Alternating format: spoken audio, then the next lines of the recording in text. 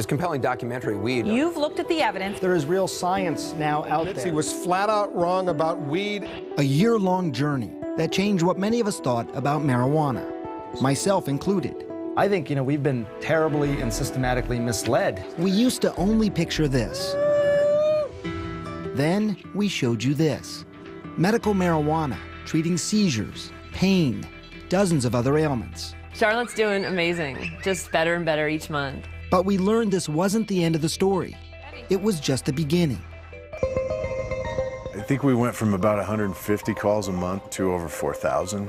There are still so many issues to be addressed. The federal government says marijuana is among the most addictive drugs with no medicinal value. Many serious scientists say they're wrong. It's a medicine. It's the politics of pot, pitting policy against patients. Trapped in the middle, sick, qualified people who want medical marijuana but can't get it because it's illegal. If you tried to go back to Ohio with Jordan's medication, Will be arrested. All for a plant that you're going to see can work wonders for pain in a grown man, MS in a woman at the peak of her life, and seizures in a little girl. We traveled the globe asking scientists, patients, and policymakers for a solution. I'm Dr. Sanjay Gupta, and this is Weed 2, Cannabis Madness. This time our journey begins in New Jersey, ironically called the Garden State. It's the summer of 2013, a quiet neighborhood diner about to become the site of a headline-making confrontation.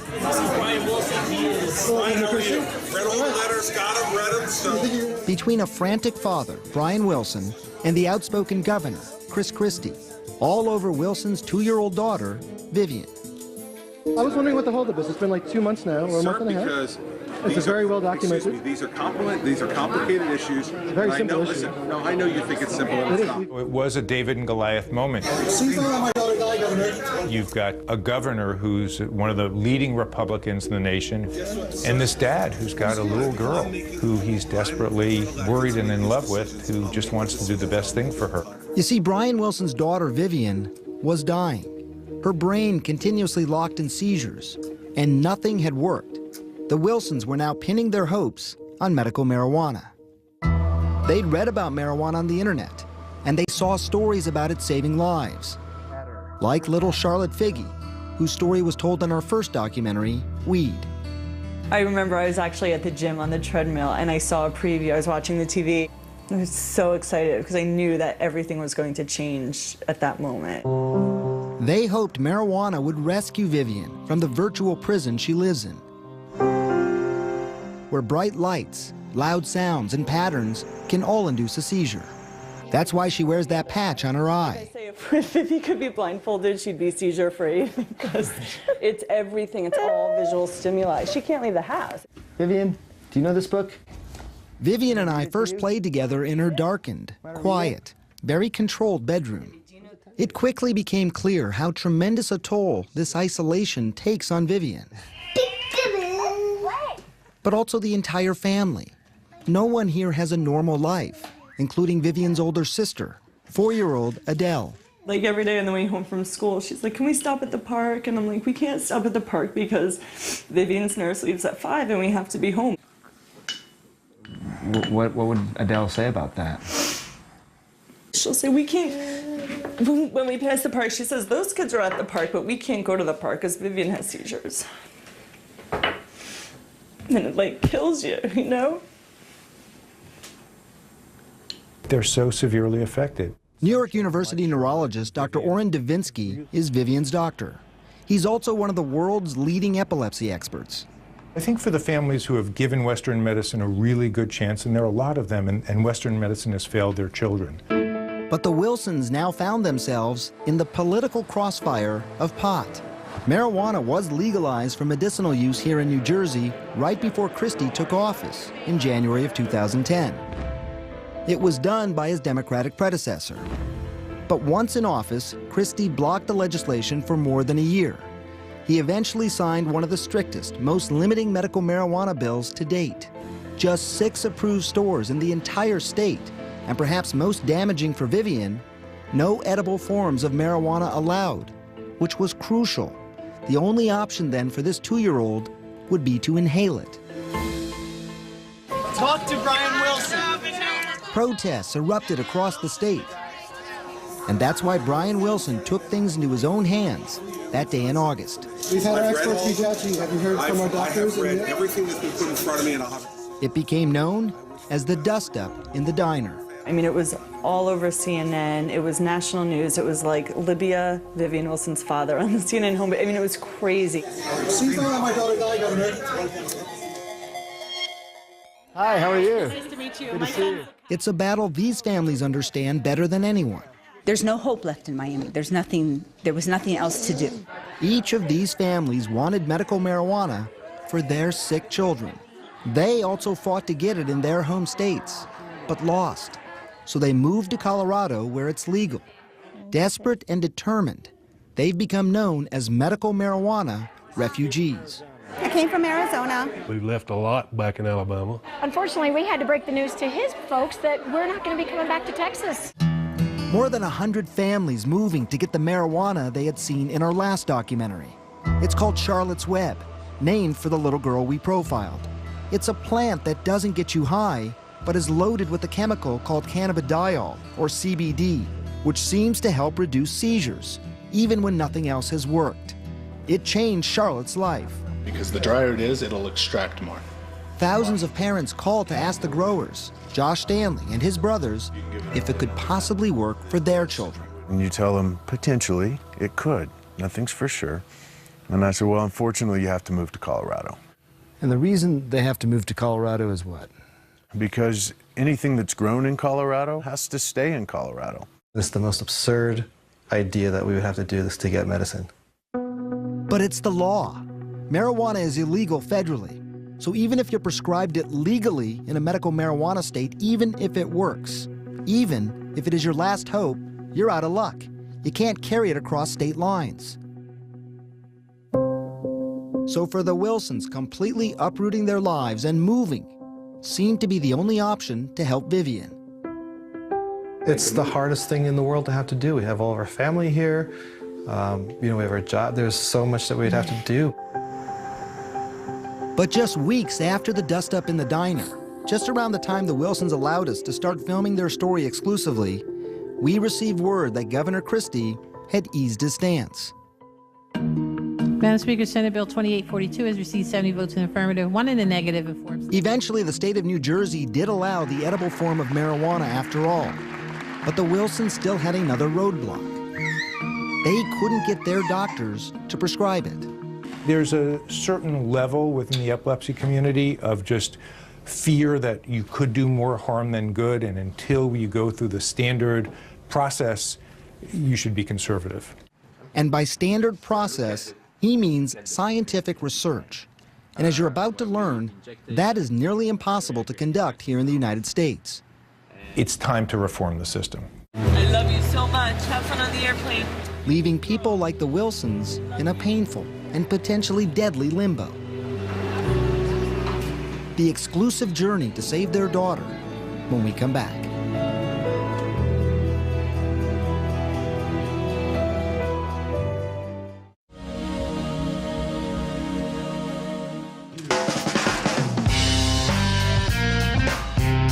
It's high noon at the Indispensary in Colorado Springs. Business is booming at one of the state's largest medical marijuana dispensaries. Customers run the gamut of ages and ailments. Busy day. It's always a busy day, yes, sir. Each strain, a different high. Each bud, a different benefit. Each leaf, treating a different ailment. Everything from menthol floss to AK-47 to green crack. Exactly, to the blue creative dream. names. Did you name any of these? No. No. The names are quirky, but the owner says this is serious medicine. How hard is this to do? Good luck. Good luck. Huh? It's tough. It requires persistence, patience, and luck. This is Josh Stanley and his 5 brothers. They're a handsome, well-educated, tight-knit group, all working together to make millions in Colorado's Cannabis Madness. So how have things changed here? You're looking at new crop. This is a never-ending cycle. The Stanleys sell many different kinds of medical marijuana. High THC strains tend to be the moneymakers, but they're now famous for growing a less profitable plant called Charlotte's Web. It's low in THC, but high in CBD, cannabidiol. Remember that name. It's the key therapeutic chemical doctors are using to treat everything from chronic pain to lupus to Crohn's disease and epilepsy. So 80% of this farm is now a high CBD, low THC. I mean, this is the exact opposite of what people think of when they think of marijuana. This won't get you high. You can set the whole hippie population of Colorado loose on this plant, and you're just going to be looking at a bunch of disappointed hippies. The Stanleys are not concerned about disappointing hippies. They've seen this plant change lives. They have a brand new lab manned with scientists who are turning their plants into medicines. Brother Joel Stanley is in charge of that part of the business. It wasn't a world that I knew, so we kind of had to dive into this and learn about how to make plant extracts. Joel was reluctant at first to get involved. He'd avoided marijuana most of his life.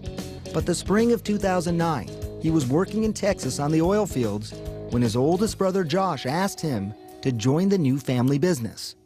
And I laughed because I thought it was just a foot in the door to legalization. I didn't think it was medicinal. The first 3 patients that I met were cancer patients who looked me in the eye and told me that if they didn't have the anti-nausea effects and the appetite stimulant and the help sleeping, that they wouldn't have survived chemotherapy, and I believe them. That was sort of your time of conversion? That was my turning point. And now on this mountainside, they expect to grow more than 1,000 pounds of medical marijuana in 2014. Some is sold to smoke. Some is sold as an oil or a tincture to ingest. So what we're talking about is literally taking this and turning it into this. That's right. The scientists here, some of whom have worked at major pharmaceutical companies, are focused on both making the medications and maintaining strict quality control. We can test for pesticides, we can test for molds, mildews, we can test for residual solvents. Testing for contamination. It's one of the biggest hurdles to creating a safe product. In fact, recent studies on the contamination of medical marijuana are pretty alarming. One paper in the Journal of Toxicology showed pesticide residue as high as 69% in a batch of medical marijuana. It's one of the things that concerns mainstream doctors about medical marijuana: safety, as well as uniformity and reliability. The major issue that physicians have is in the consistency of the product. How do you know what the person is getting? And the answer is we don't. Neurologist Dr. Edward Ma is the chief of Denver's Health Epilepsy Program. He is one of several mainstream doctors now researching the Stanleys' marijuana after hearing about its dramatic results. You know, my ears perked up. I was like, well, maybe this is something that we should be investigating. For years, Dr. Ma steered clear of cannabis because the government classified it as illegal. Yet ironically, when he recently surveyed his own patients, 33% of them were already using medical marijuana. I was just shocked at how many people were actually using it. What did you expect before you got those numbers back? I was guessing maybe 5–10%. And that is part of the problem. Medical marijuana patients have self-medicated for years, anxious to get relief, but with very little guidance on how to do so. That's something that concerns the Wilsons. I don't know if these people in New Jersey know how to grow these types of strains. Yeah, none of the dispensary owners are growers. These are just people who had political connections who got the dispensary. And by early October 2013, there was only one dispensary open in the entire state. They don't sell a high CBD strain. The Wilsons believe it could still be at least a year before they will. That's a year Vivian might not have. Every seizure does damage to her brain, to her body, everything. How much longer do we wait? They've got to do something. Not ready to move, they want to still try it. So they're going to leave their familiar neighborhood behind to see firsthand if the marijuana they've heard so much about could help Vivian. Do you think this is going to work? And for me, it has to work, because if it doesn't, then I don't know where that leaves us. Just days later, Vivian Wilson gets ready for the trip of a lifetime. A trip filled with danger, since all the stimulation of a plane ride could induce seizures high up in the sky. Vivian's future and life is on the line.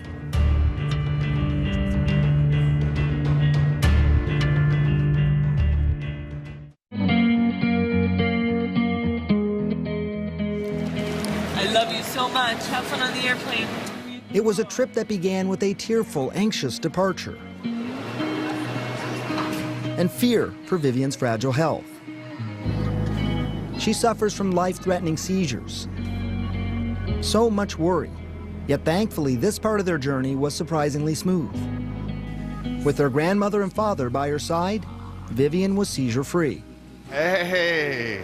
The long plane ride from New Jersey to Colorado ends with a warm welcome. Hi, precious. Vivian is finally going to try medical marijuana, cannabis, and the Stanley brothers have been working hard to get it ready. Go ahead. But just an hour after her arrival, And Pat, Brian, she's going with her face. Well, she sees him. Bring her over.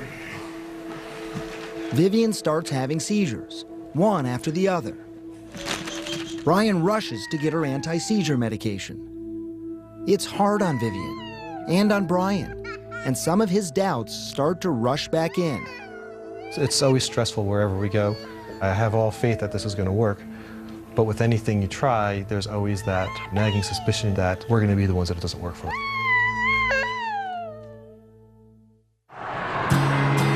Despite the rough night, the next morning begins with hope that relief is in sight. Here's Vivian's. Thank you. To meet the strict state standards, Brian establishes residency in Colorado by renting a small apartment.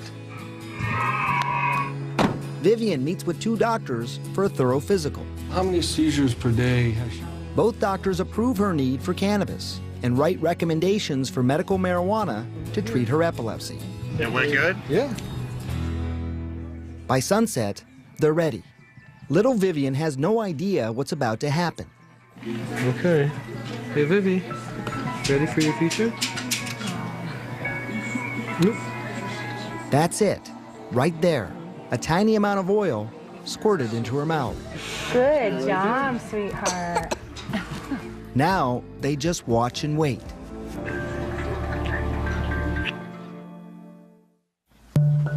Over the next 24 hours, Vivian's seizures slowly decrease. Look what I got. How's she doing? She's doing really good. To celebrate, a family picnic. Outside, filled with activity, balloons with patterns, decorations, and lots of sunlight. Any of these things could have previously induced a seizure. It's an emotional moment for a dad, watching his daughter finally have freedom. She used to be able to do this outside, but not. This is what I'm starting on, yeah. Come here. Brian believes the marijuana is working.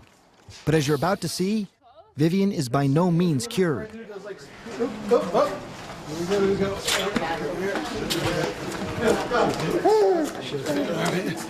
After an hour in the direct sun, Vivian has a seizure.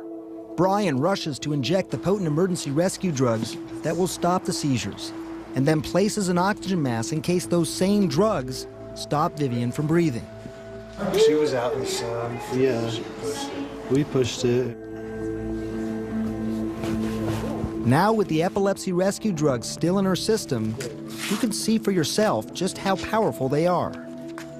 She's absolutely doped up right now, though. Like, watch her trying to walk, watch her trying to do anything. This is difficult to watch, but it does raise this important point. The traditional drugs used to treat epilepsy can be more dangerous than cannabis. Vivian's doctor, epilepsy expert Oren Davinsky.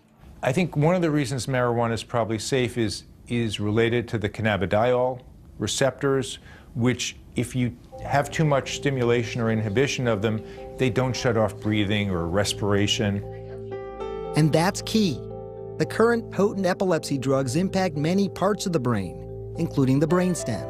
They can essentially shut off the body's vital functions if you take too much.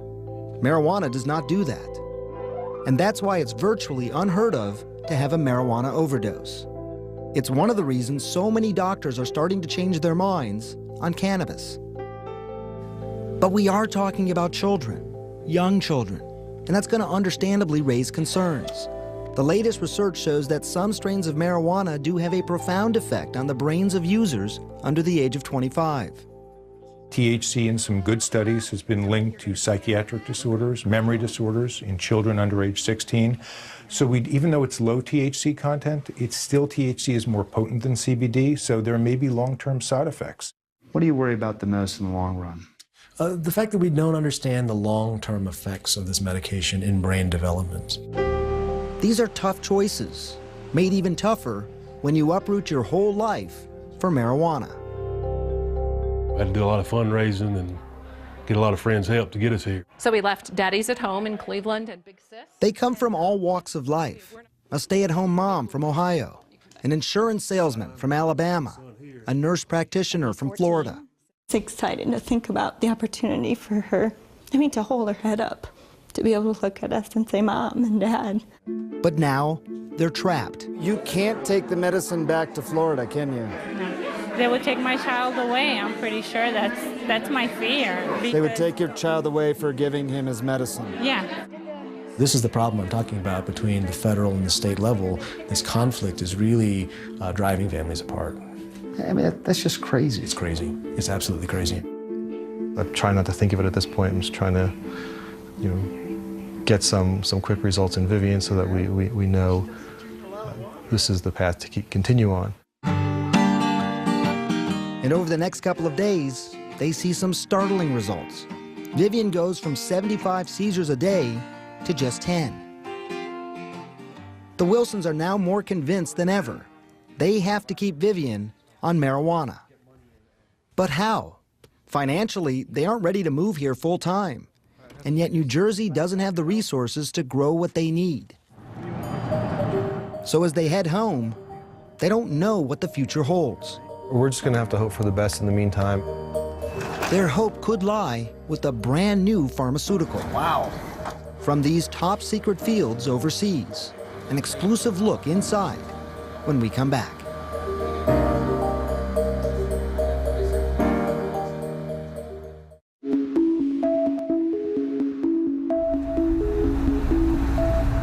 We're driving deep into the English countryside now, just a couple hours outside of London. We're on our way to visit GW Pharmaceuticals. They're a company that makes medicines from the actual marijuana plant. Now, although this is done with the express permission of the UK government, we did have to sign confidentiality agreements and cannot disclose exactly where we're going to be located. You see, marijuana is illegal in just about every part of this country, except for the secret labs that we're about to enter.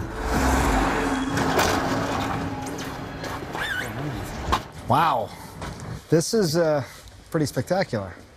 Do you get used to the smell? I'm not particularly partial to the smell, very much. If you had smell-o-vision on your TV, you'd be overpowered by now. It's a lot of pot. This greenhouse is the size of a football field, and they have several more just like it throughout the United Kingdom. The lighting, temperature, humidity, all monitored by a top-secret central computer that keeps those conditions constant. And there are dozens of scientists regularly tending the plants. This is probably the most TLC for a weed I've ever heard of. One would hope so, absolutely. Dr. Jeffrey Guy, who runs GW Pharmaceuticals, says it has to be this way because they're trying to do something no other pharmaceutical company in the world is attempting, turning the actual marijuana plant into a prescription drug. When you look out at all of this, what comes to your mind? I look at this and I think we can make generations of medicines over the next 25 or 30 years. Medicines for illnesses like Alzheimer's, diabetes, PTSD, and epilepsy, and autoimmune diseases like multiple sclerosis and Crohn's. The key to making these medications is inside these simple-looking leaves, in understanding the hundreds of chemicals, some more therapeutic than others. Those are the cannabinoids. In our preclinical research, we're able to say what each individual cannabinoid does. So that each one represents a potential new medicine for us. We can then breed into the plant the materials that will provide us with a range of beneficial effects. Designer cannabis plants are then reduced to a whole plant extract. And that's crucial, according to the granddaddy of all marijuana research, Israel's Dr. Raphael Meshulam. When they've tried to make drugs using certain compounds from marijuana, it's met with limited success. Why is it that when you take just certain compounds out of the marijuana and try and make a drug, it doesn't seem to work as well? Well, one of the reasons possibly is because the THC works better when cannabidiol is there. So if you have both, it works better. As a matter of fact, Meshulam calls it the entourage effect, and that's what GW is doing. Every extract will have all the plant's chemicals in it. The extract is then packaged as an approved prescription spray. In order to increase the chances of getting that approval, every step, from growing to harvesting to manufacturing, is all carefully controlled, regulated, and rigorously tested to strict standards, so that every plant, every extract, every dose is identical, safe, and effective. It is an expensive and painstakingly slow process. It has taken hundreds of millions of dollars and a decade to develop their first drug, Sativex, for the unrelenting pain and spasms brought on by multiple sclerosis. Is this a place that you walk? As a neurosurgeon myself, I was curious just how well this medicine could work. Teresa Pointer was diagnosed with MS in February of 2004. For years, she struggled with pain and exhaustion. She tried just about everything, but found the drugs prescribed to her were either ineffective or had awful side effects. Then one day in 2005, she read in the newspaper about clinical trials for a marijuana-based medicine.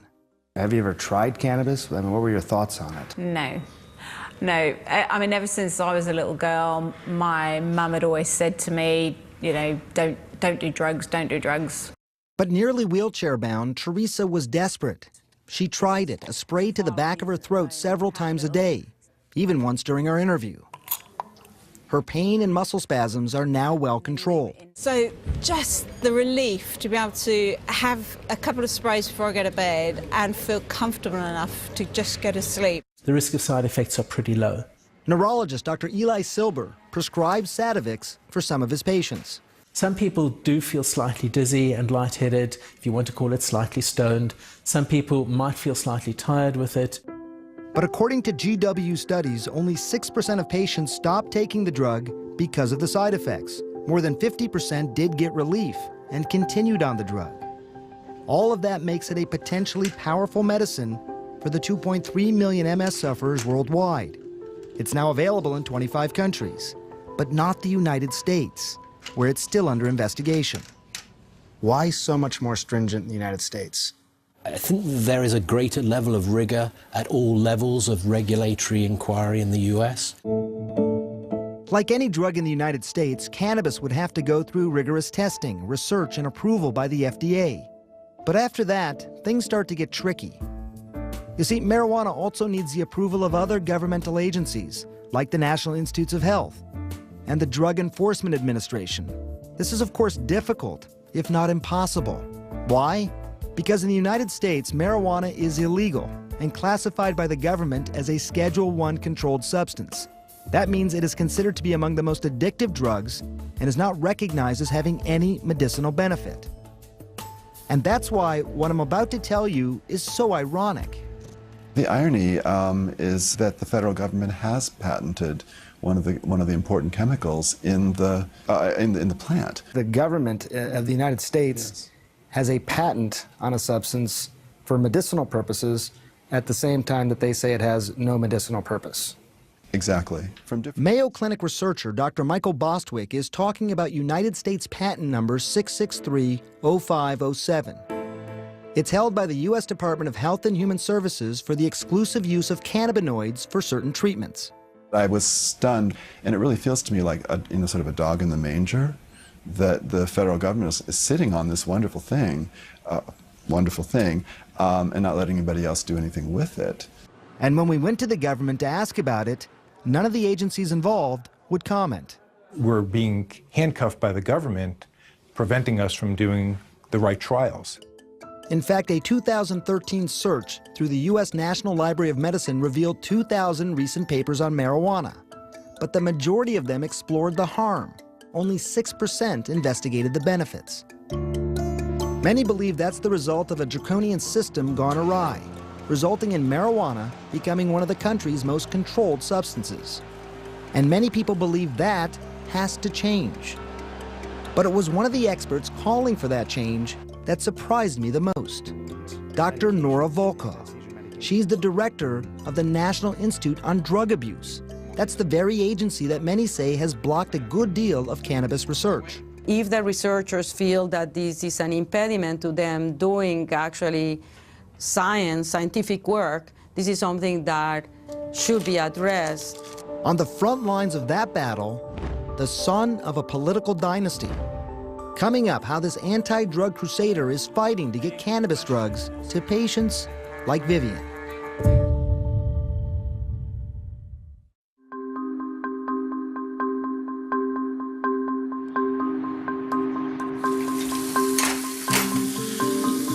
Adele, can you put some shoes on? It's early November 2013 at the Wilson home. Vivi. Just a few days earlier, Vivian's parents were surprised by a call from one of the only 2 dispensaries currently open in the entire state of New Jersey. They say they have a strain of cannabis that is low in psychoactive THC and high in therapeutic CBD. Good morning.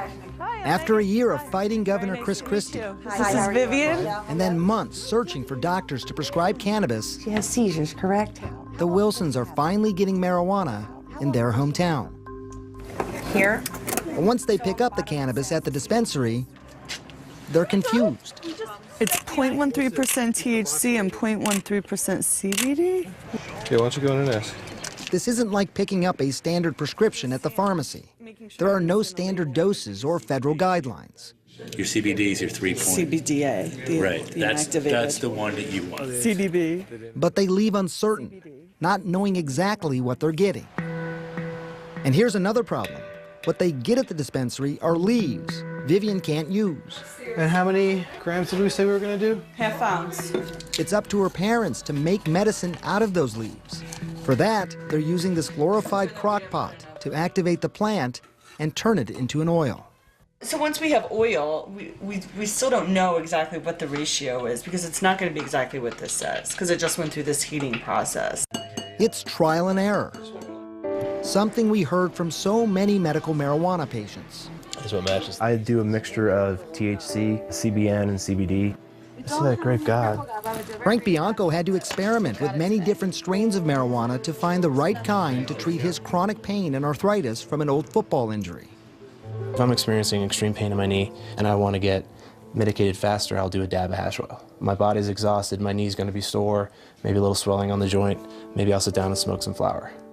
Prescribed painkillers had made him sick, so he was desperate and willing to try something new. Literally within 15, 20 seconds, the pain just went away. It was gone, absolutely exited the body. Turns out the most common use for medical marijuana is pain. Early studies suggest that cannabis binds to receptors in the brain and the body to reduce inflammation and provide a buffer against pain. Yet according to Stanford-trained Dr. Margaret Getty, there is no one set standard cannabis treatment for pain.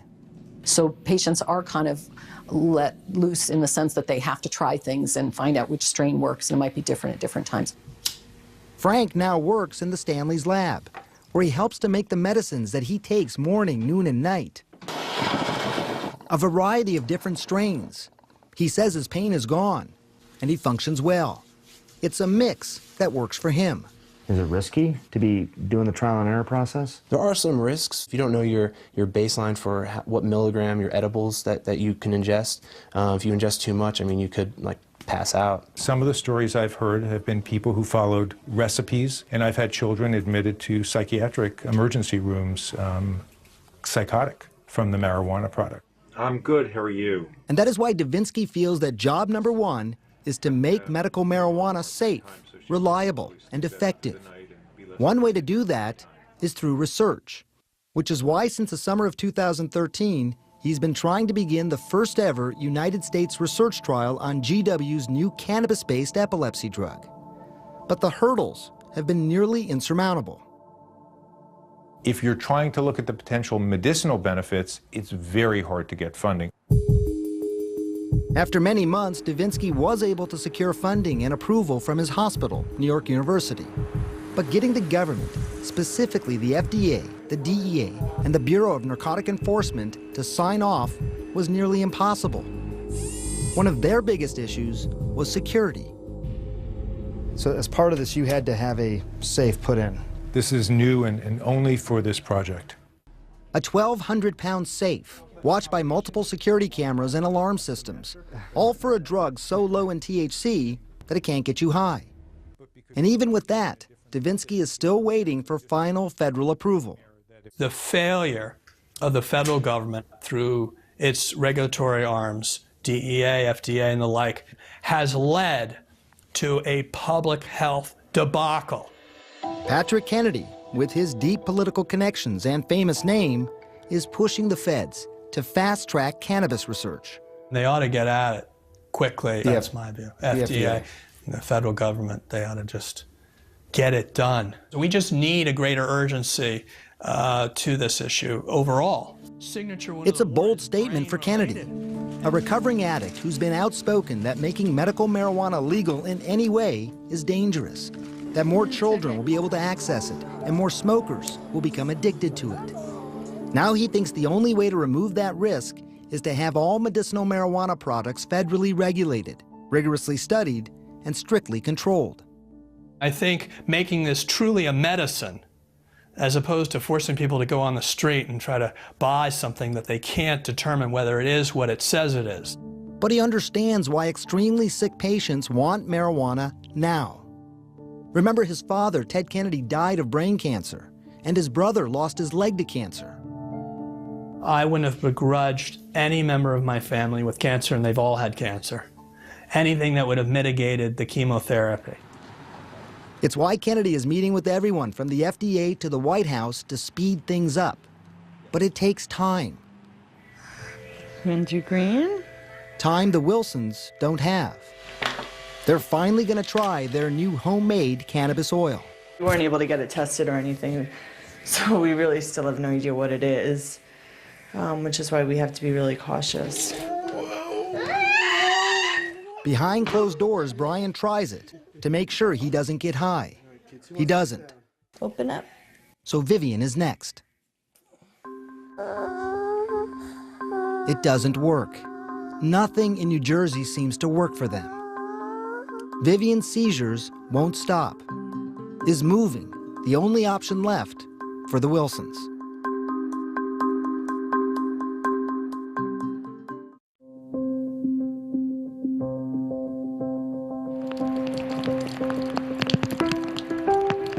The Wilsons' optimism is fading as fast as the falling February rain. They've rented their house, packed up their lives, finally headed to Colorado. We figured there'd be a way to make it work. It's crazy. It's just crazy that the program is such a failure. All right. That's Vivian's nurse screaming for help. Vivian is having a bad seizure. It's okay, Vivi. I know. Did it hurt? She's got now these welts. She's having afternoon seizures. Something's not right. There would be one of Vivian's last seizures in this home. Soon after, a house once filled with life is empty. All right. The Wilsons are leaving everything behind. Bye, eyeless snowman.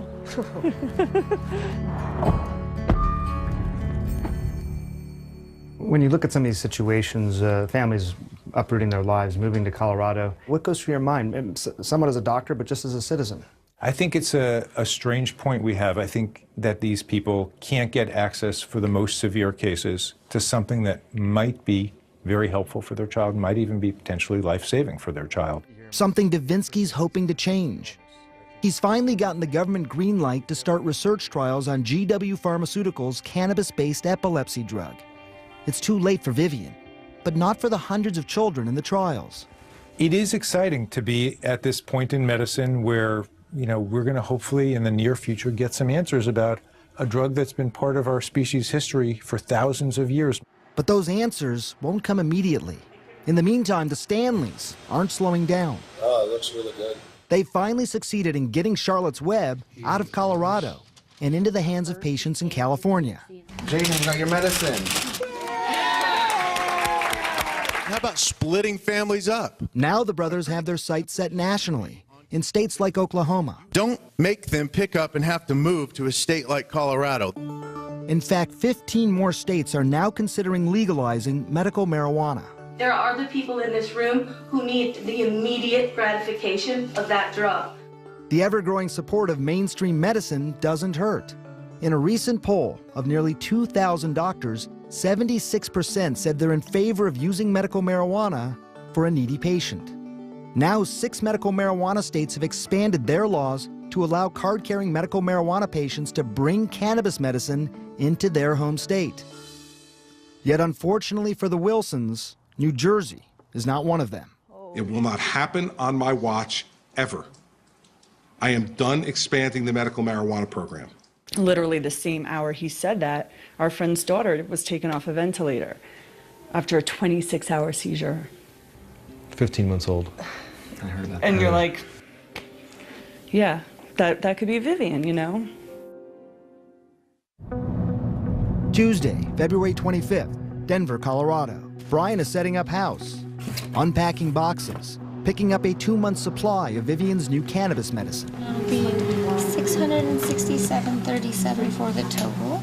Everything's in place when Vivian, Megan, and Adele arrive a few days later. Say hi. Oh, it was. After settling in, Vivian's ready for her first dose. So this is it, huh?